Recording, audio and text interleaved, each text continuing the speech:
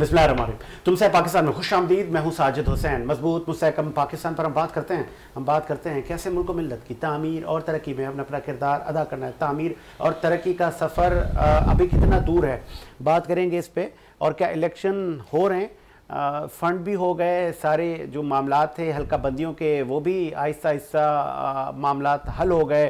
फिर MQM के तहफ़्फ़ुज़ात सामने आ रहे हैं। तो ये अब तहफ़्फ़ुज़ात का आना कहीं वाकई इलेक्शन डिले तो नहीं हो जाएंगे कि फिर कोई आर्गूमेंट दे के फिर इसको आगे कर दिया जाएगा? क्या मुल्क इसका मुतहमिल है? आम आदमी इसका मुतहमिल है? पाकिस्तान में महंगाई की शरह में दिन भर दिन इजाफ़ा होता जा रहा है। इस तमाम सिनेरियो में इंडस्ट्रियलिस्ट से लेके आम आदमी का क्या दुख है, इस पे भी हम बात करेंगे। फिर हम बात करेंगे अल अज़ीज़िया रेफरेंस में साबिक़ वज़ीर आज़म नवाज़ शरीफ साहब को एक और रिलीफ मिल गया। खुशखबरियों का ये सिलसिला जब से वो आए हैं, जब से ही चल रहा है, तो इस पे भी बात करेंगे। ये और भी आगे चलेगा। और फिर चेयरमैन PTI जो थे, अब वो बानी PTI बन चुके हैं, अब वो बानियान में आ चुके हैं। अब वो उनकी सियासत चलेगी या कि जो डे बाय डे नए केसेस आ रहे हैं, कभी जाली निकाह तो कभी क्या तो कभी क्या, तमाम मौजूद पे बात करने के लिए स्टूडियो मेरे साथ मौजूद हैं। आप CEO हैं सेविंग होम के, और इकनॉमी पे बड़ी आपकी गहरी नज़र रहती है, अच्छा तजिया कर लेते हैं। इकबाल अडवाणी साहब, बहुत शुक्रिया सर। इकबाल अडवाणी साहब, आपने टाइम दिया। उनके साथ नौजवान बिजनेसमैन, आप CEO हैं टाइम ग्रुप के, साजिद अली अब्बासी साहब ने ज्वाइन किया, बहुत शुक्रिया सर। साजिद साहब, आपने भी टाइम दिया। उनके साथ कराची की मारूफ शख्सियत, आपका ताल्लुक पाकिस्तान तहरीक इंसाफ से, सलीम सचवानी ने ज्वाइन किया, बहुत शुक्रिया सर। सलीम सचवानी साहब, आपने भी टाइम दिया। स्टार्ट करते हैं साजिद अली अब्बासी साहब। ये अब आम आदमी से लेके ताजर माजी में परेशान था और हम तनकीद किया करते थे हुकूमतों पर। अब जो निगरान हुकूमत है, इस पर तनकीद बनती है कि जब ये हुकूमत जा रही थी तो बहुत सारे इख्तियारात इनको दे रही थी कि ये सारे आपने बिलिंग भी करनी है, ये मामलात भी चलाना है। तो इस निगरान हुकूमत में कोई खैर ख्वाह काम आपकी नज़र में होता हुआ आम आदमी से लेके बिजनेसमैन तक? अस्सलाम वालेकुम, बिस्मिल्लाहिर्रहमानिर्रहीम। देखें, कोई भी हुकूमत हो, चाहे वो निगरान हो या कोई केयर टेकर के अलावा कोई और सेटअप हो जो कि मुल्क पे हुकूमत करता है, बिल्कुल उन्हीं की ज़िम्मेदारी है मुल्क में जो भी हालात हैं, चाहे वो कितने भी किसी भी अरसे के लिए आएँ, चाहे 1 साल के लिए आएँ, चाहे 3 महीने के लिए आएँ, तो तनकीद तो बिल्कुल बनती है। ज़ाहिर है मुल्क में गरीब का हाल बुरा है। बिजली के बिल अब जितनी लोगों की तनख्वाहें हैं उसके ज़्यादा के आते हैं, तो बाकी उनके घर के किराए और उनके जो ग्रॉसरी है वो खाना पीना किस तरह चलेगा ये समझ नहीं आता। बाकी निगरान हुकूमत ने कुछ स्टेप्स लिए हैं, तो इतना ज़्यादा आजकल आपका मीडिया नहीं बता रहा है इस बारे में। हम लोग कहीं और इलेक्शंस में लगे हैं या किसी और चीज़ों में लगे हुए हैं। पूरा इंडस्ट्री खामोश है, बिजनेसमैन खामोश है, सियासतदान की डायरेक्शन कहीं और है। तो मुझे नहीं समझ आता कि कोई ऐसे स्टेप्स नज़र नहीं आते निगरान हुकूमत के जिसको हम काबिल तारीफ़ कहें या जो हाईलाइट किए जाएं, जिससे हमें कोई कौमी तौर पे कोई नेशनल इंटरेस्ट में कोई काम हुआ हो। लेकिन फिर जब हम निगरान हुकूमत पर अगर किसी भी मामले में तनकीद करते हैं तो वो कोई ऑनरशिप लेने को तैयार ही नहीं है। वो कहते हैं जी आप ये सवाल हमसे ना करें, हम तो इलेक्शन करवाने आए हैं। बिल्कुल, केयर टेकर गवर्नमेंट का बेसिक जो काम है वो तो आइन में रहते हुए 90 डेज में इलेक्शन करवाना है। बेसिक काम तो उनका यही है। लेकिन साथ में ज़ाहिर है पूरी एक मुल्क है, उसका एक निज़ाम है, एक ऑर्गेनाइजेशन है, एक पूरा सिस्टम है जो कि चल रहा है। तो ये निज़ाम और ये ऑर्गेनाइजेशन जो हमारी पूरा मुल्क की एक ऑर्गेनाइज हुआ है, इस्टेब्लिशमेंट में, इदारों में डिफरेंट तरीक़े मुख्तलिफ़ किस्म के हमारे इदारे हैं जिन जो पूरा मुल्क चला रहे होते हैं। तो बाकी जो सिस्टम आता है, नेशनल असम्बली होती है, सेनेट होता है, वो लोग तो आके इन इदारों के तहत काम करवाते हैं। तो उन इदारों के पास तो प्रोजेक्ट्स होते हैं ऑलरेडी, तो उनको ज़ाहिर है अपने जो पुराने प्रोजेक्ट्स दूसरी हुकूमतें करके गई हैं, जिनकी अप्रूवल्स हो गई हैं, उन काम को आगे बढ़ाना होता है। और साथ में निगरान हुकूमत कुछ ऐसे स्टेप्स ले सकती है जो नए काम शुरू किए जा सकते हैं। ज़ाहिर है महंगाई ज़्यादा है तो ऑयल की परचेजेज़ हैं, डॉलर की, और बिजनेसमैन के लिए जो डेली बेसिस के वर्क हैं उनके ऊपर वो अपना काम, अपना किरदार अदा कर सकते हैं, जिससे हमें मुल्क के डेली बेसिस के जो हमारी इकॉनमी के फ्लक्चुएशंस हैं वो कंट्रोल किए जा सकते हैं। वफाक से लेके सिंध में ये हम सुन रहे थे कि अब बड़ा ग्रैंड ऑपरेशन होगा करप्ट लोगों के ख़िलाफ़, जिससे बहुत ज़्यादा जो जिसके बेनिफिशरी वो बिजनेसमैन होंगे, जो रिश्वत की मद में पैसा उनका जाता है, या उनके जो काम डिले होते हैं वो जल्दी हो जाएंगे। फिर हमने देखा सिंध में जी SBCA में ये होगा जी, KDA में अब ये होगा, अब जी हम एक लिस्ट तैयार है एक सिस्टम के लोगों की जो गैर कानूनी काम करते हैं। कुछ हुआ या वो सिर्फ बातें थी?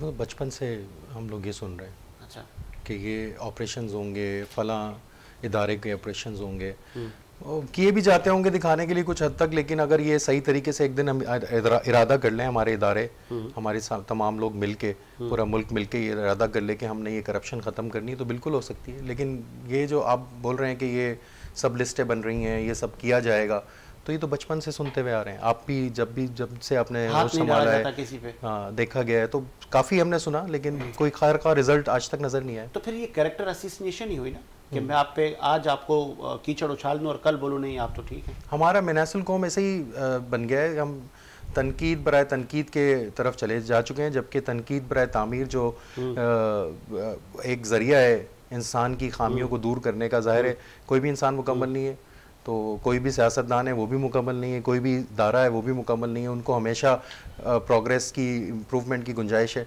हमें चाहिए कि जो चीज़ें हमें खामियाँ हैं, सारे लोग मुख्तलिफ मीडिया पे, सोशल मीडिया पे हमारी खामियां हाईलाइट की जा रही हैं, बहुत ज़्यादा ये होता है, उनसे सबक सीखें और कुछ चेंजेस करें और अपने आप को सही करें। तो तनकीद बराए तामीर होनी चाहिए, तनकीद बराए तनकीद। क्या बात। सलीम सेठवानी साहब, इन्वेस्टर आएंगे यहाँ पे, इंडस्ट्री लगाएंगे, यहाँ पे ऑयल रिफाइनरियाँ भी बनेंगी, मिडल ईस्ट से भी पैसे आएंगे, ये इस निगरान हुकूमत में तरक्की और तामीर का सफ़र आगे बढ़ता हुआ आपको नज़र आ रहा है? तो मुझे तो तामीर और तरक्की का सफ़र नहीं बल्कि मुल्क लुटता हुआ नज़र आ रहा है। अच्छा।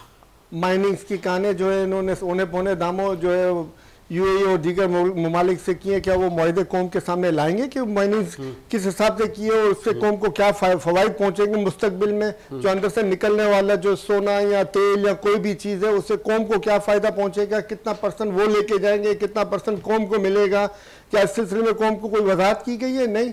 PIA एक रोजवेल्ट जब PTI गवर्नमेंट में बिक रहा था तो सारा सैटेलाइट मीडिया चिल्ला रहा था कि रोजवेल्ट नहीं बिकना चाहिए। आज पूरा PIA बेचे नुकसान में डालने के बाद, जबकि PTI गवर्नमेंट वो प्रॉफिट तक पहुंच गया था और अब नुकसान में डालने के बाद पूरा PIA बेचने के जा रहे हो, सारा मीडिया चुप है। चोरों को लाने वाले बड़े चोर हैं, बिल्कुल 100%। जो चोरों को ला रहे हैं वो उससे भी बड़े चोर हैं। उनको चाहिए कि उनको याद रखना चाहिए कि में मरना भी है, अल्लाह को जवाब भी देना है, अल्लाह के हुजूर में खड़े भी रहना है। इस पोजीशन में ना हो कि वो अल्लाह के हुजूर भी पेश न किए जाए और डायरेक्ट सीधा वन वे थ्रू इनका दोस्त गलों में तोक डाल के जो घसीटा जाएगा इसी तरह घसीटते हुए इनको ले जाएं। वो उस सूरत हाल से बचने की भी कई कहानी इनको सोचनी चाहिए। अवाम के हुकूक अवाम को मिलने चाहिए। अवाम के हुकूक पामाल हो रहे हैं, अवाम गुर्बत की लकीर से नीचे जिंदगियां गुजार रही है। 3 करोड़ बच्चों ने स्कूल तक नहीं देखा। 3 करोड़ अफराद जो है वो यहाँ इस मुल्क में भीख मांग रहे हैं, किसी को परवाह नहीं है। रोजाना बिजली महंगी हो रही है, गैस महंगी हो रही है, फला महंगा हो रहा है, ये महंगा हो रहा है, वो महंगा हो रहा है। करोड़ों एकड़ जमीन हमारी जो है वो बंजर पड़ी हुई है। लोगों को तालीमी याफ्ता करे, वो जमीन दें, उनके हैंड ओवर करें जिससे खेती बाड़ी हो, मुल्क आगे की तरफ बढ़े, मुल्क तरक्की और खुशहाली की तरफ जाए। नहीं, किसी को परवाह नहीं है। अगर हमारे इंडस्ट्रीज यहाँ पे कोई अच्छी इंडस्ट्री चला रहा होता तो उसके पास भत्ते की पर्चियां जाती हैं, वो बाहर चला जाता है, उसकी जगह पे अल्टरनेट में मल्टीनेशनल इंडस्ट्रियां आती हैं, उनके पास ये पर्चियां नहीं जाती हैं। ये क्या है इंटरनेशनल साजिश जो वही नजर आ रही है जो कलाम पाक में लिखा हो गया। तमाम जो है ना आलम इस्लाम के जितनी भी साजिशें होंगी वो यहूद और नसारा करेंगे। नसारा में आपको कुछ अच्छे लोग मिलेंगे। एक सवाल है, यूँ तो हम एटमी मुल्क हैं, इसमें तो कोई दो राय नहीं है ना, हम ताकतवर मुल्क हैं मुस्लिम उम्मा में, पूरी दुनिया में। ये साजिशें कहीं दूसरे मुल्कों में भी होती हैं, तुर्की में, UAE में, मिडल ईस्ट की कंट्रीज़ में, वहाँ ये तरक्की का सफ़र रुकता है या ये सिर्फ हमारे पास है? तो हमारे पास ज़्यादा ही है।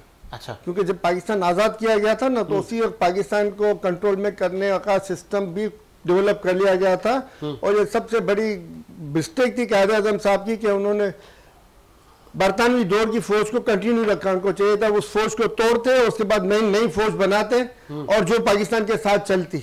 आज ये उसी का खमीजा है कि जो कुछ लोग ऊपर बैठे हुए हैं वो जो है कब्जा ग्रुप बन के मुसल्लत पाकिस्तानी कौम के ऊपर। भुट्टो साहब ने मरने से पहले कहा अगर मुझे कत्ल किया गया, मैं वाज़े तौर पे इन्होंने कहा था कि अगर मुझे कत्ल किया गया तो बड़े बड़े बूटों वालों की हुकूमतें होंगी, हुकूमतें बनाई जाएंगी, गिराई जाएंगी, अवाम का कोई पुरसान हाल नहीं होगा, अवाम का खून निचोड़ा जाएगा। और ये आपके सामने है, ये हकीकत है, ये हो रहा है। कौम को आगे की तरफ ले जाने वाला जेल में बैठा हुआ और कौम को लूटने वाला, कौम को तबाही की तरफ लाने वाले को ला के वज़ीर-ए-आज़म बनाने के अवाम को ख्वाब दिखाया जाएगा। अवाम के ऊपर सियासी लिहाज से ये प्रेशर डाला जाएगा, आप कुछ भी कर लो, आप कुछ भी कर लो ना, वज़ीर-ए-आज़म हम जो लाएंगे वही होगा। तो भाई डायरेक्ट ले आओ वज़ीर-ए-आज़म, क्यों कौम का वक्त बर्बाद कर रहे हो, क्यों कौम का पैसा बर्बाद कर रहे हो, डायरेक्ट ले आओ। पैसा जेबों में डाला, ये पैसा भी जेबों में डाल रहे हो। सर आप कह रहे हैं कि मुल्क को बनाने वाला और बहुत सादिक और अमीन आदमी जेल में पड़ा हुआ है, और गालबन आप बानी पीटीआई की बात कर रही है, तो आप कह रहे हैं ना कौम कह रही है क्या? आप इलेक्शन करवा ले, कौम कह देगी। कौम क्या चाहती है? आप ईवीएम मशीन के तहत इलेक्शन करवा ले, 90% वोट अगर इनके ना निकले तो आप मेरे को बता दीजिएगा। ईवीएम मशीन के तहत 90% वोट इनके निकलेंगे, बाकी अगर बेईमानी से कराएंगे तो भी 70% वोट इनके आएंगे अल्लाह की रहमत से। 11 साल बाद जुल्फकार अली भुट्टो का केस सुप्रीम कोर्ट में सुना जा रहा है, जिसमें साबिक सदर आसिफ अली जरदारी, चेयरमैन पाकिस्तान पीपल्स पार्टी बिलावल भुट्टो जरदारी भी पेश हुए हैं, वो भी गए हैं। 11 साल बाद जरदारी साहब ने कहा कि हमें इंसाफ की तवक्को है, लेट हो गए हैं लेकिन इंसाफ मिलेगा। देखिए जुल्फिकार अली भुट्टो के साथ में उस वक्त इंसाफ नहीं हुआ था, मगर उस वक्त भी अवाम ने इनके साथ इंसाफ किया था, अवाम इनके साथ खड़ी थी, और आज तक उसी के नाम के ऊपर पीपल्स पार्टी चल रही है। तो जुल्फिकार अली भुट्टो के साथ अवाम ने इंसाफ किया था और किया हुआ है। अवाम उनके भुट्टो के नाम की इज्जत कल भी करती थी और आज भी कर रही है, मगर भुट्टो साहब के नाम को खाने वालों की इज्जत नहीं है अवाम की नजर में, इसीलिए वो महदूद होते जा रहे हैं और कम होते जा रहे हैं। उनकी क्वांटिटी पहले के जो भुट्टो साहब के दौर के मुकाबले आज बिल्कुल क्वांटिटी खत्म हो चुकी है इनकी। ठीक है, आगे आपको इकबाल अडवाणी साहब, पहले मैं आऊँगा आम आदमी से लेके बिजनेसमैन तक इस निगरान हुकूमत में क्या कुछ मुतमईन है, या कि जूं का तू है वो 14-16 महीने की गवर्नमेंट या चेयरमैन पीटीआई की गवर्नमेंट या आज काकड़ की गवर्नमेंट, सब एक जैसा ही चल रहा है, किसी में कोई हिम्मत नहीं है, जरूरत नहीं है कोई बाहर से इन्वेस्टमेंट ला सके, आम आदमी का भला हो? देखिए, आप केयर टेकर गवर्नमेंट से तो आप क्या उम्मीद रखेंगे, लेकिन फिर भी अगर आप देखें जो 16 महीने की हुकूमत रही है उससे तो थोड़ी बेहतर है, उससे तो थोड़ा बेहतर है, काफ़ी हद तक उससे बेहतर है। यानी अगर कंपैरिजन करें तो उनसे बेहतर है। अखराजात इनके थोड़े कम हैं, उनके बहुत ज़्यादा थे। 14 पार्टियां थी और रोज़ कुछ ना कुछ प्रॉब्लम चल रहा था, लेकिन जो हालात इतने ख़राब 16 महीने में हुए थे, ऐसे हालात तो अभी नहीं है, उससे तो काफ़ी बेहतर है। यानी उससे तो हमको हर चीज़ में बेहतरी नज़र आ रही है। उससे यूँ नहीं बोला बहुत अच्छा हो गया, जो 16 महीने थे वो तो बहुत ख़राब गए थे ना। उन 16 महीने से तो मुझे लगता है इनकी कारकर्दगी अगर उससे कंपेयर करें तो उससे बेहतर है। निगरान हुकूमत उनसे बेहतर और ये जिस मकसद के लिए केयरटेकर हुकूमत आई है वो मकसद पूरा करने में ये कामयाब होंगे, इलेक्शन करवा लेंगे, और वो भी वो इलेक्शन के जिसमें किसी को शिकायत ना हो। देखिए, शिकायत तो रहेगी, इलेक्शन आप कैसे भी करवा लें पाकिस्तान में, वो तो जो हारने वाला है वो तो यही कहेगा कि मेरे साथ धांधली भी, और अभी से नहीं, शुरू से यही होता है। अब इलेक्शन वो कब करवाते हैं, किस तरह करवाएंगे, वो तो बात की बात है, लेकिन ये जो आप कह रहे हैं वो तो 100% आप अभी करवा लो या बाद में कराओ, उस पर यानी सवाल या निशान तो आएगा। कोई नहीं मानेगा, ये हमेशा होता है, हर इलेक्शन को कोई मानता है, नहीं मानता। पीटीआई थी तो नून लीग नहीं मान रही थी, फिर पीडीएम आई तो फिर पीटीआई नहीं मानती थी इससे पहले, तो ये तो चलता रहेगा। इलेक्शन तो कभी भी हो, कोई मानेगा नहीं, वही प्रॉब्लम आएगी कि मुझे याद है लाया गया इनको। बस आपने मुझे कहा था 1-2 माह पहले कि पीटीआई वाले अभी 5-10 साल इंतजार करें अपनी बारी का, अभी माफिया तलाशियां इतनी आसानी से नहीं होंगी। इसमें तो कोई दो राय नहीं है ना, भले कितना भी जोश में बात करें, उछलें कूदें, कुछ भी करें, ये इलेक्शन इनके नहीं है। अच्छा, हाँ, ये 5 साल ये सिलेक्शन होंगे, ये इलेक्शन नहीं होंगे, ये कहना चाह रहे हैं आप। क्लियर करें ना सर, अधूरी बात ना करें ना, क्लियर कहें कि सिलेक्शन नहीं, इलेक्शन नहीं है। देखें, ये सिलेक्शन है, मैं आपकी बात मान लेता हूँ, फिर आप मेरी बात उस सिलेक्शन में आप नहीं है, इस सिलेक्शन में आप नहीं है, लेकिन इससे पहले जो सिलेक्शन हुई थी 2018 में, उसमें आप थे। आज आप उधर हो जहां आज नून लीग है। अच्छा, बस तो सर आप खत्म करना चाहते हैं या बरकरार रखना चाहते हैं? 2018 में आप लोग सिलेक्टेड थे आपसे कि अभी आप मुझे मैं आपसे सवाल कर रहा हूँ, मैं आपसे सवाल कर रहा हूँ कि ये सिलेक्शन सिस्टम आप बरकरार रखना चाह रहे हैं या इसको खत्म होना चाहिए? इसको खत्म होना चाहिए, लेकिन खत्म तो कौन खत्म करे? करने के लिए देखें ना, कानून पास किया था इमरान खान साहब ने, ईवीएम मशीन का लॉ लाए थे, फौरन में पढ़े लिखे लोगों को वोट का हक दिया था, तो खत्म करने की सबसे पहली कोशिश तो खान साहब ने की। खान साहब ने कोई कोशिश नहीं की। खान साहब तो खुद कहते थे मुझे कानून बना दिया, एस्टेब्लिशमेंट से बात करना है। कानून बना दिया इन्होंने, कानून बना दिया, आवाम को वोट का हक दे दिया, इससे ज्यादा वो क्या कर सकते हैं? आपने बोल दिया। देखें, बाजवा साहब को याद है एक्सटेंशन कौन दे रहा था? नहीं दे रहे थे सर, ये अफवाह है। नहीं कोई अफवाह है। अच्छा, मैं एस्टेब्लिशमेंट से बात करूंगा, किसी की भी हो नहीं सकती। मैं एस्टेब्लिशमेंट से बात करूंगा, सियासतदानों की कोई औकात नहीं है। ये आपने मतलब सियासतदानों को सबसे ज्यादा जो कमजोर किया गया है वो पीटीआई ने खुद किया है। पीटीआई ने सियासतदानों को कमजोर किया, कभी उनको देखे बात करने के लिए तैयार नहीं थे। ये चोर हैं, डाकू हैं, मैं इनसे बात नहीं करूंगा, मैं एस्टेब्लिशमेंट से बात करूंगा। ये अभी की तो बात नहीं है, ये जब से गवर्नमेंट में आए यही बात कर रहे थे, ये चोर हैं, डाकू हैं, मुझे इनसे बात नहीं करनी, मुझे इनके साथ पार्लियामेंट में नहीं बैठना। जब तेरी अदम एतमाद पास हो गई तो अगर आप डेमोक्रेसी पे बिलीव रखते तो आपको बैठ जाना था। आप उस वक्त भी बैठे नहीं और चले गए, फिर असेंबलियां तोड़ दी। तो मकसद कहने का ये है कि खान साहब का मसला ये था। हाँ, खान साहब की सोच ये थी कि बस मुझे एस्टेब्लिशमेंट को खुश रखना है, इनके साथ चलना है, इनकी कोई औकात नहीं है। सियासतदानों को जितना कमजोर, मुझे जहां तक मैं जितनी हिस्ट्री देखता हूँ, जितना कमजोर अगर किसी सियासतदान ने किया है तो खान साहब है। खान साहब ने पाकिस्तान की पॉलिटिशियन को बिल्कुल खत्म करके रख दिया। आज ऐसे हालात हैं इन सियासतदानों के, इसमें खान साहब भी आ गए, नवाज शरीफ भी आ गए और सब पार्टियां आ गई। आज ये इतनी कमजोर पोजीशन पॉलिटिशियन की कभी नहीं रही पाकिस्तान में। आज इनका किसी का वोट बैंक ही नहीं है। जिनका वोट बैंक है उनके ऊपर 9 मई लग गया है। अच्छा, वो अंदर है। उनका वोट बैंक अंदर रह गया। अब जिनका बाकी जो बाहर है उनका वोट बैंक 0 हो गया है। भले कुछ भी करें, आ जाए, कुछ भी इनका वोट बैंक नहीं है। ये अपने हलकों में भी नहीं जा सकते।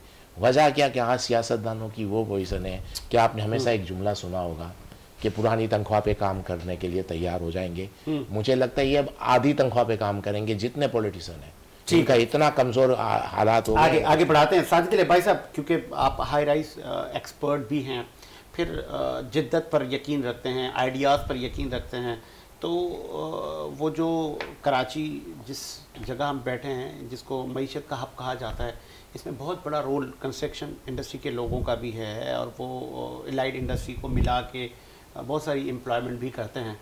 तो कुछ बेहतरी है या कि आपके शोबे से जो जिनका ताल्लुक़ है वो भी कह रहे हैं नहीं जी तौबा है हमारी? देखें, कंस्ट्रक्शन इंडस्ट्री बेसिकली ज़ाहिर है एक वॉल्यूम बेस्ड काम है, कैपिटल इंटेंसिव काम है। तो उसमें ज़ाहिर है जब काम होता है तो बहुत ज़्यादा कैपिटल इन्वॉल्व होता है, जिसकी वजह से काफ़ी सारी फॉरेन इन्वेस्टमेंट्स आती हैं। लेकिन आजकल जो हालात हैं उसमें प्रॉपर्टी का काम तो बिल्कुल ही, रियल इस्टेट जो सेल परचेज है वो तो बहुत डिस्टर्ब है, वो नहीं हो रहा। अब इसमें जो रियल इस्टेट बिजनेस की रेगुलेटरी अथॉरिटीज़ हैं उनको बनाना है। पाकिस्तान में ये अनऑर्गेनाइज सेक्टर कहलाता है। जब तक हम चीज़ों को ऑर्गेनाइज नहीं करेंगे, अपनी इंडस्ट्री को, जो रियल इस्टेट इंडस्ट्री हो, चाहे एग्रीकल्चर इंडस्ट्री हो और चाहे जो मैन्युफैक्चरिंग इंडस्ट्री की बात करते हैं, मेरा कहना ये भी है कि सिर्फ कंस्ट्रक्शन से मुल्क की तरक्की नहीं होगी। आपने देखा बहुत सारे मुल्क इसी मॉडल पे चल रहे हैं। दुबई की बात है तो वहाँ वो उनके पास रियल इस्टेट में बहुत ज़्यादा इन्वेस्टमेंट आती है, लेकिन वो ग्रे लिस्ट में। इसके अलावा यूँ तो हम टूरिज्म नहीं अपना बढ़ा सके जी, ये एक लम्हा फिक्री है। उस टूरिज्म के पीछे तो ज़ाहिर है सिक्योरिटी रीजंस हैं और बहुत सारी चीज़ें हैं, बहुत सारे इलाके ऐसे हैं जहाँ हम जा नहीं सकते। तो ज़ाहिर है टूरिज्म के लिए नॉर्थ तो सही है, लेकिन हमारे कराची के साथ जो टूरिज्म है, सी है, कोस्टल बेल्ट है, उसके अंदर काफ़ी सारा टूरिज्म है जिसको हम नहीं एक्सप्लोर करा सके, लोग दुनिया को नहीं दिखा सके, खुद ही नहीं पहुँच सके अभी तक। तो बिल्कुल ऐसा ही है, हम लोग वहाँ रिजॉर्ट्स वो चीज़ें नहीं बना सके। दूसरा, हमें सिर्फ कंस्ट्रक्शन इंडस्ट्री को नहीं देखना है।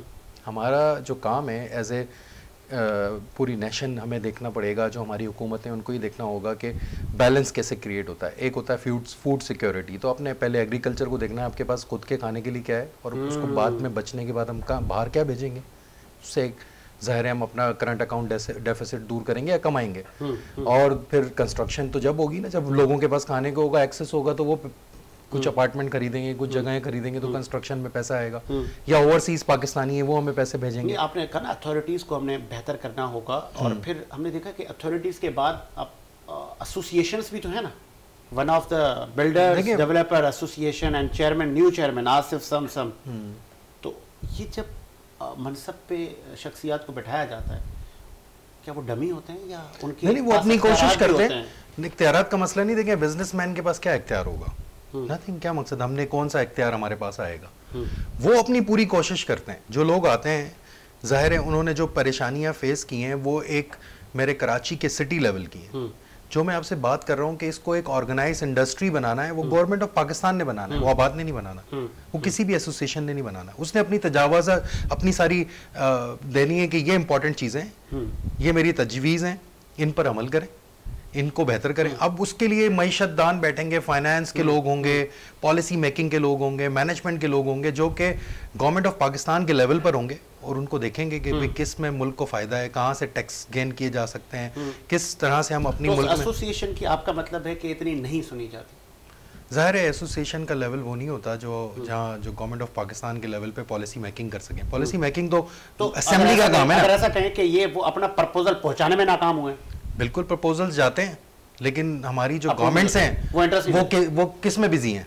आपने देखा पिछले 4 साल वो एक दूसरे से लड़ने में बिजी हैं। जिस दिन ये आपस की लड़ाई झगड़े और ये अपने फसादात दूर करेंगे, मुझे तो नजर नहीं आता कोई कंस्ट्रक्टिव बात अब किस टीवी प्रोग्राम में होती है, किस में ये बात हुई कि पाकिस्तान ने आज ये अचीव कर लिया है, इतने बिलियन डॉलर हमने इस इंडस्ट्री से कमाए, ये जीडीपी में इस इंडस्ट्री ने ये किरदार अदा किया। मुझे कोई एक शो बता दें आप जिसमें हमें किसी आम आदमी को, किसी नए यंग एंटरप्रेन्योर को ये पता चले कि ये जीडीपी में मेरी इस इंडस्ट्री का इतना पार्ट है। कंस्ट्रक्शन इंडस्ट्री इतना 10% of the Pakistan GDP contribute करती है, एग्रीकल्चर इतना कंट्रीब्यूट करती है। आप दुनिया में जाएं, फिश फार्मिंग हो रही है, अपनी बहुत सारी और जदीद तरीकों से कोस्टल बेल्ट को यूज किया जा रहा है जिसके थ्रू एक्सपोर्ट्स हम अपनी बढ़ा सकते हैं। सिर्फ हम बोलें कि सिर्फ कंस्ट्रक्शन इंडस्ट्री यहाँ चलेगी तो कंस्ट्रक्शन इंडस्ट्री को भी तो यूजर चाहिए ना, जो हमारा उस प्रोडक्ट को यूज करेगा। उसके लिए इकोनॉमी की पूरी ओवरऑल ग्रोथ चाहिए, जिस ओवरऑल ग्रोथ के लिए हुकूमत की पॉलिसीज चाहिए, कंसिस्टेंसी चाहिए। हम लोग लाते हैं एक वजीर आजम को 5 साल के लिए, 1 साल वो आके समझते हैं, दूसरे साल वो कुछ पॉलिसी मेकिंग करते हैं, तीसरे साल कुछ भी हो जाता है, फिर चौथे साल हुकूमत ही खत्म हो जाती है, फिर हम नया इलेक्शन कराते हैं, कुछ अरबों लगाते हैं, फिर हम नया लाते हैं। एक आदमी को कोई 10 साल का टाइम दिया जाए, कर लें आप सिलेक्ट। हम नहीं करते, हम तो जाहिर है आवाम है, कोशिश करेंगे वोट डालें, हमारा कोई सियासत से ताल्लुक नहीं है, लेकिन बिल्कुल हमारा हक है हम बात तो कर सके ना कि किसको लेकर आना है, कितने अरसे के लिए लेकर आना है, वो हक हमने अपना इस्तेमाल करना है। तो आप जो भी इलेक्शन होने हैं, सिलेक्शन होनी है, जो इस मुल्क का तरीकेकार आप बनाना चाहते हैं, दुनिया को दिख रहे हैं ना, दुनिया में देखती है, उसमें ज़ाहिर पॉलिसी मेकिंग में मेरा इतना बड़ा किरदार नहीं है तो मैं अपनी वो एक जजमेंट पास नहीं कर सकता। लेकिन मैं ये ज़रूर कह सकता हूँ जिसको लेकर आए कंसिस्टेंसी के साथ 10 साल की एक पॉलिसी दें जो बिजनेस के लिए हो, जो अवाम के लिए हो, और कोई भी आ जाए उसकी जगह, चाहे केयर टेकर आए, चाहे जो भी जमात आए, उस पॉलिसी से ना हटे, वो उस पॉलिसी के रहना। वो एग्री करते हैं सलीम सेठवानी साहब के अमेंडमेंट की जाए, ऐसे लोग लाए जाएं। कल मैं एक शो कर रहा था तो ये हो रहा था कि अभी भी कैंडिडेट आएंगे, वही आएंगे, वो कोई खैरपुर के साहब होंगे, वो इलेक्शन कराची से भी आके लड़ेंगे, वही लोग हैं आबा व अजदाद से, नए नौजवान चेहरे सियासत से मायूस हो चुके हैं, वो तरक्की से मायूस हो, वो तो मुल्क छोड़ के जा रहे थे, हम जा रहे हैं, ये मुल्क आपको मुबारक हो। लम्हा फिक्री है, कैसे तब्दीली आएगी, सियासतदान क्या करें, या सदारती निज़ाम ले आए, पार्लिमानी निज़ाम को खत्म निज़ाम कोई भी हो, सदारती हो या पार्लिमानी हो, ये एक अलग बहस है। मगर जब तक हम सुन्नत नबवी पे अमल नहीं करेंगे, रूल ऑफ लॉ, कानून की हुक्मरानी और करप्शन के खात्मा, जब तक हम इस चीज को नहीं कर सकते, हम कोई तरक्की नहीं कर सकते। हम सिर्फ बातें कर सकते हैं, मीठी मीठी बातें कर सकते हैं, हम सिर्फ दावे कर सकते हैं, 2-4 करप्ट वजीर होंगे ना सर, हम सिर्फ दावे, यहाँ पे 2-4 वजीर करप्ट की बात नहीं, यहाँ पे तो मेजोरिटी ऑफ देम आपका करप्शन का निजाम पूरा बनाया हुआ है। आप कोई इदारा देख लें, कोई महकमा देख लें जिसमें आप बगैर करप्शन के आप अपना कोई काम करा सकते हैं, बैठे हुए से पूछ लें, एक इदारा बता दे जहां इन्होंने बगैर करप्शन के काम कराया, आपको नहीं मिलेगा। या सिफारिश होगी या करप्शन होगी, 2 में से एक चीज होना जरूरी है। जब तक हम अपने पाँव पे कुल्हाड़ी, मुझे दुनिया का एक मुल्क बता देना कि देखो वहां पे भी तो करप्शन है ना, मगर वो देख कितना तरक्की कर गया, आपको एक मुल्क नहीं मिलेगा सर, दुनिया के अंदर एक मुल्क आपको नहीं मिलेगा जो करप्शन के साथ तरक्की की हो, जिसने करप्शन के साथ डेवलप कंट्री बना हो, एक मुल्क नहीं है। दूसरा ये सूद का निजाम अभी अब लेके आए, अब कंस्ट्रक्शन इंडस्ट्री का बेड़ा गर्क कर दिया। आप बताएं, आप 2.5% या 2.4% के करीब आप प्रॉफिट दे रहे हैं, तो और जो है वो दीगर कारोबार लोग क्या करेंगे, लोग तो पैसे उठा के कारोबार बंद करके बैंकों में रखना शुरू कर देंगे। और कर रहे, अब जो लोग घर खरीद रहे थे अब वो घर नहीं खरीद रहे, वो किराए पे घर ढूंढ रहे, किराए के ऊपर घर ढूंढ के अपने वही पैसे जो बैंकों में रख रहे हैं और वो किराए से कई गुना ज्यादा उनको प्रॉफिट मिल रहा है। तो सर जब तक हम सूद जो अल्लाह से जंग के मुतरदिफ है, सूद के निज़ाम को हमें ख़त्म करना चाहिए।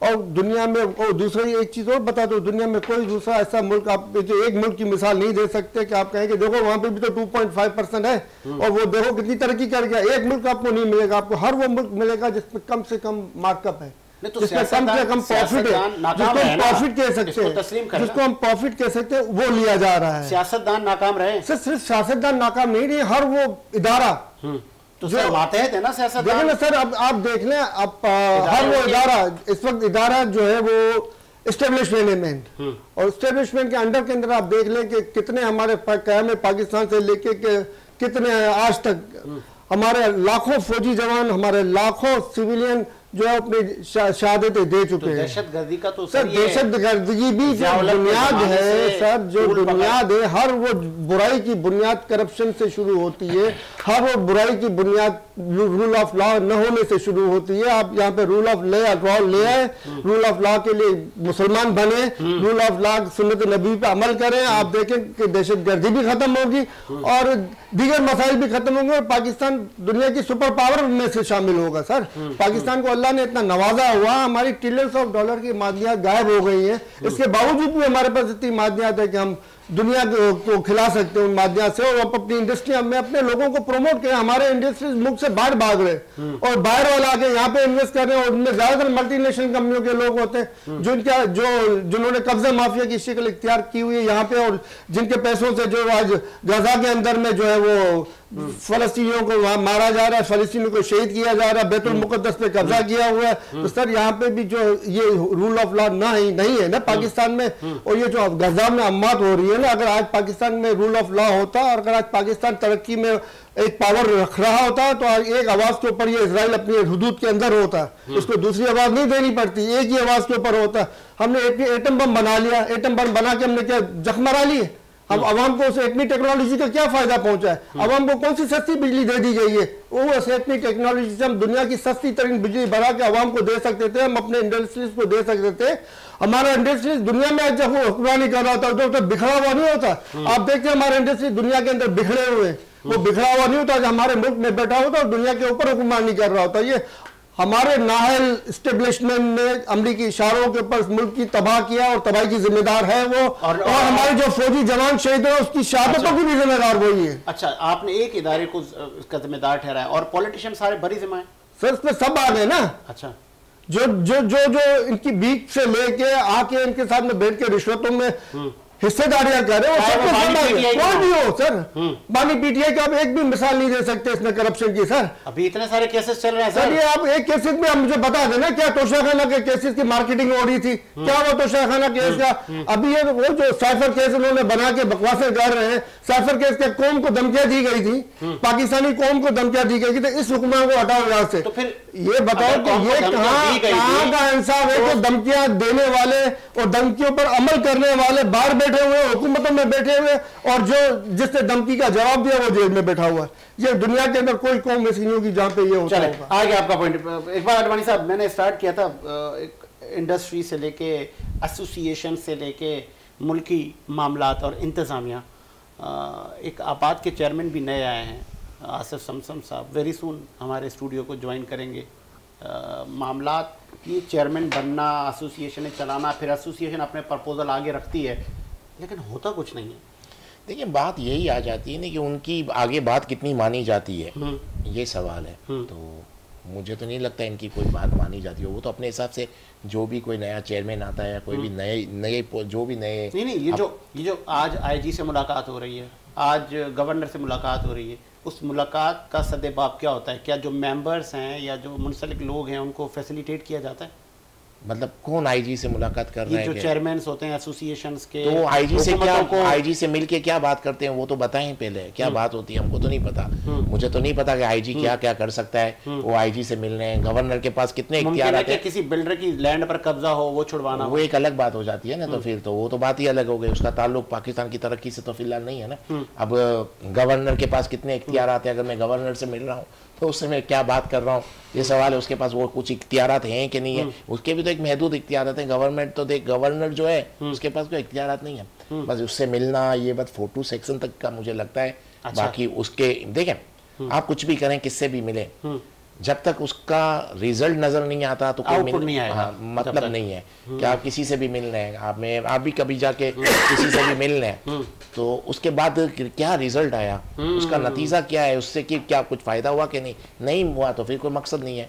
बाकी रहा मिलना जुलना कोई इतना बड़ा इशू नहीं है। मेन प्रॉब्लम क्या है कि पाकिस्तान में, मैं आपको बताऊं, पॉलिसी पाकिस्तान में बनी हुई है, ऐसी बात नहीं है पॉलिसी नहीं है, पॉलिसी मेकर भी बहुत अच्छे हैं, पॉलिसियाँ पाकिस्तान में बनी हुई है, पाकिस्तान में इम्प्लीमेंट नहीं है।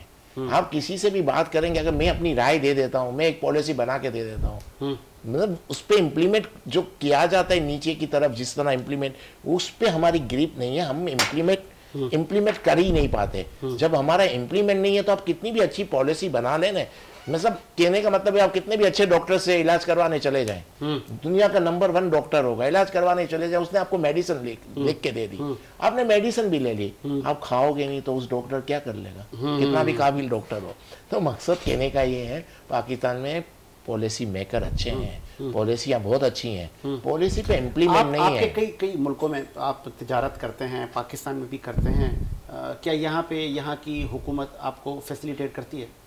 नहीं, हुकूमत तो देखें, हुकूमत जो भी पाकिस्तान में आती है वो आपको पता है किस तरह आती है हुकूमतें, वो खुद का प्रॉब्लम पता है कि पाकिस्तान का जो सबसे बेसिक प्रॉब्लम मैं बताऊं, हमारे यहाँ जो भी इलेक्शन होते हैं उसका कैंडिडेट खुद करोड़ रुपए खर्च करता है। अब ये सबसे मेन चीज़ आप समझे मेरी बात को, फिर आप उनसे एक्सपेक्टेशन करें, आपकी एक्सपेक्टेशन ही रॉन्ग है ना, सबसे रॉन्ग है। वो एक कैंडिडेट है जो इलेक्शन में खड़ा होगा, करोड़ रुपये खर्च करेगा, आपको खुद को भी पता होगा, आप जाओ किसी से टिकट मांग के देख लो, आपको पता चल जाएगा। तो आप खुद जब एक कैंडिडेट आके करोड़ रुपए खर्च करेगा, करोड़ रुपए, और जब वो कुछ बन जाता है तो उसके सामने सबसे पहले क्या चीज़ होती है कि मेरी गवर्नमेंट है जिसका मैं मिनिस्टर हूँ या जो भी हूँ, वो 2 साल चलेगी या 3 साल चलेगी, उसको खुद को नहीं पता है, जो पाकिस्तान की हिस्ट्री है। अब वो 2 साल 3 साल के सोच से वो गवर्नमेंट में आता है, करोड़ रुपए उसने खर्च किए हुए हैं, तो वो डे 1 से वो उसको कवर करने के लिए निकल जाता है कि मैंने 25 करोड़ खर्च किए या 20 करोड़ खर्च किए टोटल, तो मैं उसको इनकम में कवर करना शुरू कर, तो पहले दिन से वो उसकी रिकवरिंग में लग जाता है। तो जब आपके कैंडिडेट खुद इतना खर्च करके आएंगे तो वो खुद जब तक 25 करोड़ के, तो जब तक वो 50 करोड़ या 100 करोड़ नहीं बनाएगा तो उससे पहले तो वो जाएगा नहीं, तो वो उसी काम पे लग जाएगा। हमारा प्रॉब्लम ये है कि हमारा बेसिक स्ट्रक्चर ही रॉन्ग है। कैंडिडेट खुद खर्चा करके आता है तो वो कैंडिडेट जो भी आएगा वो अपना रिकवर करेगा, वो 2 चीज़ें करेगा, या तो जितना खर्च किया है उसको रिकवर करेगा या फिर अपने बिजनेस को प्रोटेक्ट करेगा। उन 2 चीज़ों में से एक चीज़ उसने करनी है अपने काम को। जब वो बिजनेस प्रोटेक्ट करेगा तो हाल इलीगल काम करेगा, या रिकवरिंग करना है अगर उसको अपना जितना उसने लगाया है तब भी उसने इलीगली काम करना है। पाकिस्तान में मुझे बताएं, जो बिल्डिंगें बन रही हैं, जो पाकिस्तान में जो काम हो रहा है, सब इलीगल वजह होने की वजह ये है कि जो भी इदारे का जो हेड है वो किसी ना किसी को उसको पैसे देने हैं, उसको अभी इलीगल एक नस्ला टावर था, गिरा दिया ना, नहीं, एक कानूनी बिल्डिंग शहर कराची में नहीं, और एक नस्ला टावर गिराने की बात कर रहे हैं। आपको बताऊं, देखिए, एक SHO, देखिए, आप कुछ ग्राउंड रियलिटी को पहले मान लें, बातें करने का कोई मकसद नहीं है, अच्छी बातें सिर्फ किताबों की हद तक है पाकिस्तान में, उसके ग्राउंड रियलिटी नहीं है। एक SHO है, बगैर पैसों के लग सकता है, एक DSP बगैर पैसों के लग सकता है। तो मेरे भाई, अलग अलग थानों के अलग अलग रेट चलते हैं। ये इलाका ज़्यादा जिसमें ज़्यादा इनकम हो सकती है वहाँ SHO ज़्यादा, वहाँ SSO से ज़्यादा लिए जाते हैं, वहाँ पर कम लिया जाता है। वहाँ तो क्या मकसद है, जब आप एक SHO को पैसे देकर लगेगा, वो क्या करेगा? उसको भी ये लगेगा साल 2 साल है, जल्दी जल्दी रिकवर करो। अच्छा। तो मकसद कहने का हमारा पूरा स्ट्रक्चर खराब है। हम किसी एक आदमी सियासतदान को, एस्टेब्लिशमेंट अब हम जाते हैं कंक्लूजन की तरफ ना अडवाणी साहब। फिर मैं मेहमानों से भी पूछता हूँ, दहशतगर्दी का खात्मा कैसे मुमकिन है? कैटेगरी बताइएगा कि मैं अडवाणी कह रहा हूँ कि ये ऐसे मुमकिन है। दहशतगर्दी का खात्मा कैसे? आपने कहा पॉलिसी बनी हुई है, इम्प्लीमेंट नहीं होता, वो इम्प्लीमेंट कैसे होगा? मुझसे पूछ रहे हैं? जी हाँ। देखिए इम्प्लीमेंट मैंने आपको अभी, आपने मुझे डंडा लेके इंतजामिया, देखिए इम्प्लीमेंट पहले तो ये है कि इम्प्लीमेंट करवाना कौन करवा सकता है? हुकूमत। पावर किसके पास है? जिसके पास है वो वाकई चाहता है इम्प्लीमेंट करें, क्योंकि उसको यहाँ पर जिनके पास भी पावर आती है वो इम्प्लीमेंट करवाने जाते हैं तो उनके लोग ही आगे आ जाते हैं। अच्छा। उनके लोगों को ही पकड़ा जाएगा, क्योंकि वो सब के सब एक नहीं ना। आप मुझे किसी भी गवर्नमेंट की मिसाल दे दें, मैं आपको पूरा सामने रख देता हूं कि वो इम्प्लीमेंट करेंगे कैसे। वो इम्प्लीमेंट कर रहे हैं तो इनके ही लोग आ जाते हैं। एसएचओ कौन लगाता है? इनके नीचे के मिनिस्टर लगाते हैं। तो मकसद कहने का, मिनिस्ट्री, हाँ, तो मकसद कहने का वो होम मिनिस्ट्री को आप जब बोलने जाओगे तो बोलेंगे भाई मेरा वोट बैंक इस इलाके में है। मेरे जब इलेक्शन हुए थे, मैं जब जीता था तो इस भाई साहब ने मुझ पे 50 करोड़ लगाए थे। अब इनको मैं कैसे कटेरे में लाऊं, इनके ऊपर केस कैसे चलाऊं?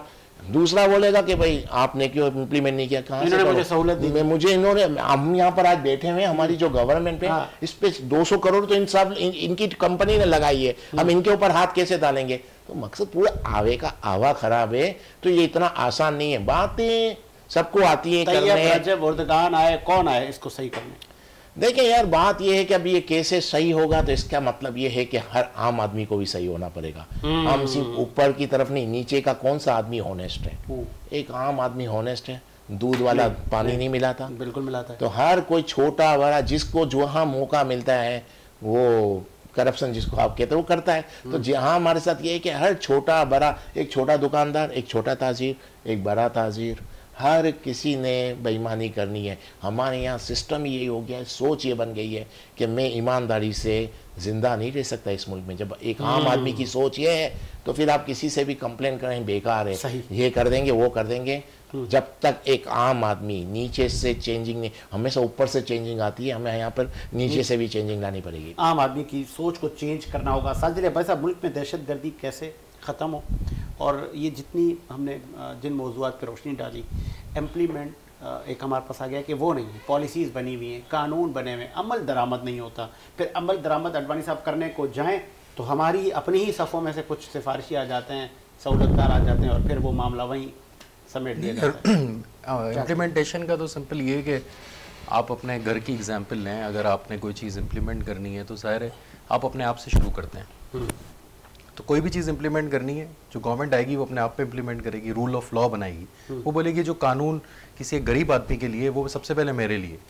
तो मुझे जो भी फेसेस हैं हमारे मुल्क नैब हमारे पास इदारा था जिसको ख़त्म ऐसा ऐसा किया जा रहा है, उसके इख्तियारात ख़त्म कर PTI के अदवार में वो इदारा टार्जन बन गया था, हैवी वेट था। वो सबको उठा के लॉकअप करता था और बोलता था लाओ भाई मनी ट्रेल दो, ये कैसे बनाया, ज़रा इसका हिसाब दो। देखिए इदारे तो बहुत सारे बनेंगे, बहुत सारे इदारे, हर इदारे के अंदर एक उसका अपना इसको प्रोटेक्ट करने के लिए, यानी करप्शन को निकालने के लिए इदारे होते हैं, सब डिपार्टमेंट्स होते हैं। वो इदारे तो बहुत हैं। बात ये है कि जिस आना है तो हमने अपने आप से शुरू करना है ना।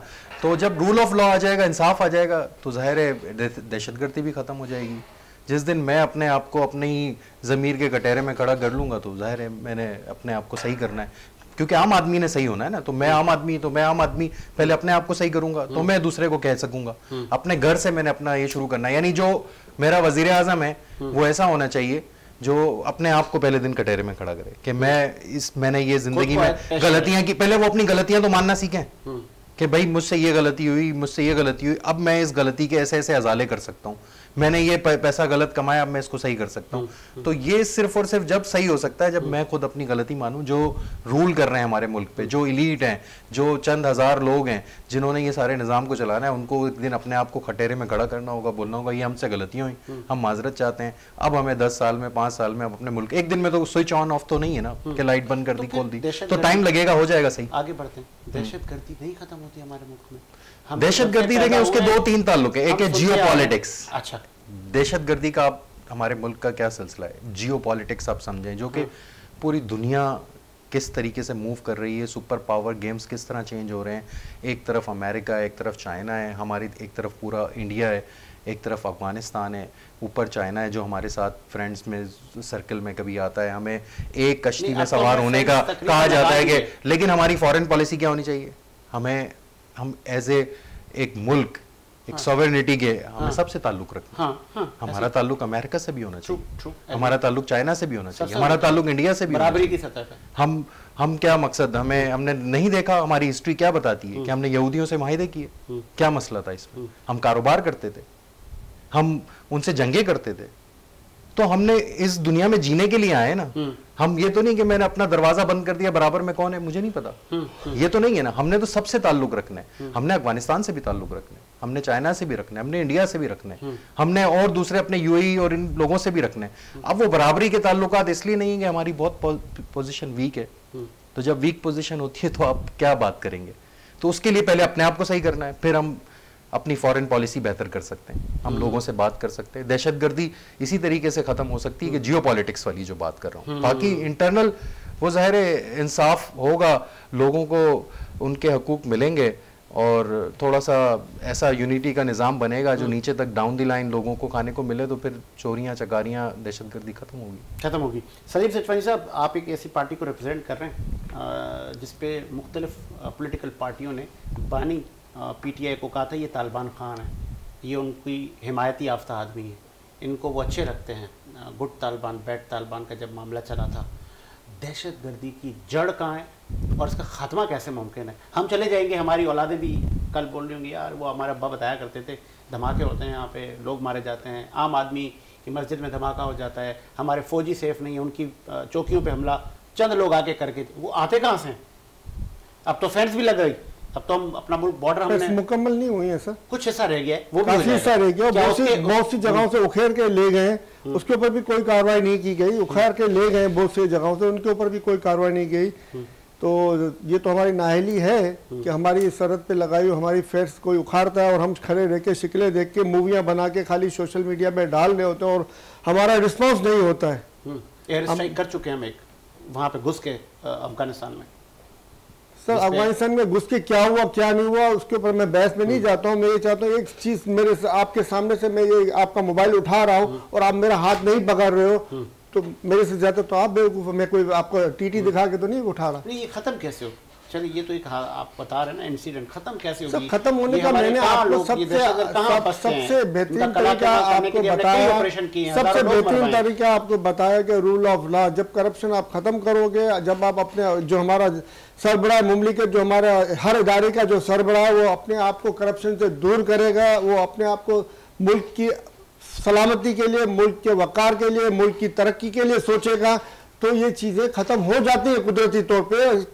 सबसे जो मेन और बुनियादी जो जिस पे हमारे मजहब की बुनियादों में से एक बुनियाद है वो है रूल ऑफ लॉ, जिससे हम हटे हुए हैं और वही सारी तबाही की जिम्मेदार है, उसी वजह से हमारी तबाही हम लोग में फैली हुई है हर इदारे में, हर महकमे में। और ये दहशतगर्दी का जो चक्कर आपको नजर आ रहा है उसमें भी करप्शन की इन्वॉल्यूशन है। इधर इनको बगैर करप्शन के क्या सरहदों से असला यहाँ तक आ सकता है? क्या मंशियात सरहदों से यहाँ तक पहुँच सकती है? बगैर करप्शन के क्या चीजें मुमकिन है? क्या हमारे जो सरहदों पे जो बैठे हुए हैं क्या वो अंडे दे रहे हैं? क्या बगैर करप्शन के ही आने दे रहे हैं ये लोग? तो सर करप्शन का खत्म हम नहीं करेंगे, हम आगे नहीं बढ़ सकते। कोई एक मुल्क की मिसाल आपको नहीं मिलेगी जहाँ पे करप्शन और उसने तरक्की की। हमारे लोग इस्तेमाल हो रहे हैं, हमारे लोग नादान दोस्त, सर नादान दोस्त। अल्लाह ने कहा है तुम्हारे नसीब में जो है तुम्हें मिलेगा। सर हमें अब ये शैतानी तरीके से हम लें या अल्लाह के दिए हुए तरीके से लें, ये हमारे पर मुनसिर है। सर अल्लाह ने हमें इतना नवाजा हुआ कि हम जो शैतानी तरीके से लें उससे दुगना हमें मिल सकता है, मगर सर सिर्फ ये है कि हम दीन इस्लाम को समझें, कुरान शरीफ को हम पढ़ें तर्जुमे के साथ में। ना हमारे मदरसों में पढ़ाया जाएगा तर्जुमे के साथ, ना हमारे स्कूलों में पढ़ाया जाएगा तर्जुमे के साथ मुकम्मल, तो बल्कि कमी की गई है। अच्छा बल्कि कमी की गई है इसमें। सर इन चीजों पर नजर रखिए। कौन वतन दुश्मन है जो हमें कलाम पाक से जोड़ है? हुजूर सल्लल्लाहु अलैहि वसल्लम ने कहा था, सर अभी ये आखिरी बात, हुजूर सल्लल्लाहु अलैहि वसल्लम ने कहा था मैं तुम्हारे दरमियान दो चीजें छोड़ के जा रहा हूँ। एक चीज पे आपने इख्तिलाफ कर दिया, चले उसको हम बात नहीं करते, मगर दूसरी चीज जो कलाम पाक है कम से कम उसको तो पढ़े और समझे। अब उससे भी दूर हमें कर दिया गया, फिर हम कहते हैं मुसलमान भी है, हमारे काम सारे शैतानों वाले, और हम कहते हैं फिर हम मुसलमान भी हैं। आपका पॉइंट आ गया। आखिरी 2 मिनट है अडवाणी साहब, मैं चाहूंगा इस पर आप रोशनी डालें तो फिर इस्लाम की तरफ जाएं। ये दहशतगर्दी की जड़ कहाँ है इस मुल्क में? हमारे नादान दोस्त भी इस्तेमाल होते हैं, हमारे बच्चे भी यही देखेंगे हालात, फिर कहाँ टूरिज्म की हम बात करते हैं। प्रॉब्लम क्या है, देखें बेसिकली प्रॉब्लम क्या है, मसला सबसे बड़ा ये है कि जिनकी गवर्नमेंट रही है वही कंप्लेन करते हैं। अब नवाज शरीफ साहब के इंटरव्यू देख लें कि पाकिस्तान पीछे चला गया, पाकिस्तान में एक्सपोर्ट खत्म हो गई, ये हुआ। कितने सालों से इनकी गवर्नमेंट रही है, अपनी गवर्नमेंट में तो इनसे कुछ होता नहीं है, तो ये मतलब किससे, मुझे तो समझ में नहीं थी सियासतदान कंप्लेन किससे कर रहे हैं। पीटीआई के सारे 3 साल गवर्नमेंट वफाक में रही, तकरीबन 9 साल इनकी गवर्नमेंट केपीके में रही। अभी कोई नून लीग का है नहीं, इसलिए मैं उनकी बात नहीं कर रहा, इनकी करता हूँ। ये अभी कंप्लेन कर रहे हैं, ये करना है वो करना है। आपकी गवर्नमेंट थी तब आपने क्यों नहीं किया? मतलब जब हमारी गवर्नमेंट की तब टेक्सटाइल की एक्सपोर्ट जो है $35 बिलियन की थी और आज वो $22 बिलियन पे पहुंच गई है, तो वो जितनी तरक्की थी, फिर आप उसको भी बताए ना, देशों की जीडीपी क्या थी, उसमें क्या रिजर्व फंड था उसका, ये सारी चीजें आप तफसील भी बताए ना। क्या नवाज शरीफ ने छोड़ा था, क्या ये इन्होंने 16 महीने में बेड़ा गर्क किया, या पूरी तफसील बताए ना आप। उसके बाद मैं कहूँगा हाँ भाई यहाँ पे पीटीआई गलत थी, आप सही कह रहे हैं, मैं भी आपको साथ दूंगा सर, मगर पूरी तफसील जो है आप उसके बाद में बात करें ना। में 9 साल गवर्नमेंट रही इनकी, क्या काम किया आप देख लें, ये सब आपको रिपोर्ट मिल जाएंगी। इनकी बात अब इन्होंने जितना बोल दिया अब तो फैसला आप लोग करेंगे, ऑडियंस करेगी। मैं अपनी बात कह रहा हूँ, 3.5 साल इनकी गवर्नमेंट वफाक में रही, पंजाब में इनकी गवर्नमेंट रही। मुझे बताएं वहां पर इन्होंने काम किया क्या है? अब इनकी कंप्लेन किससे, मुझे ये समझ में नहीं आ रही। जितने सियासतदान अभी आप देखोगे, नून लीग वालों के इंटरव्यू लेंगे, पीपल्स पार्टी वालों के लेंगे या इनके लेंगे, इनकी कंप्लेन मुझे समझ में नहीं आ रही है किससे। ये नहीं हो गया, हमारा मुल्क पीछे हो गया, हम लोग पीछे, हमारा ये नहीं हो रहा।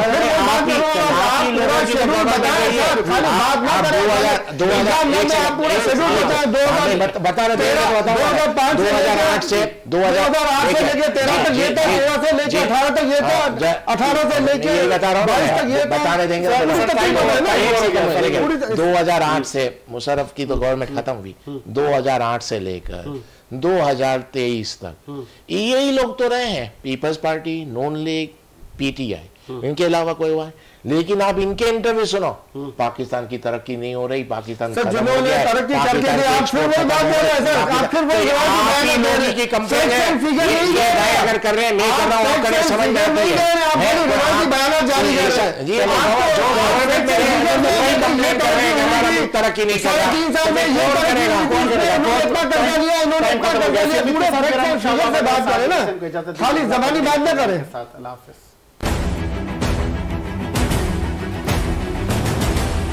ये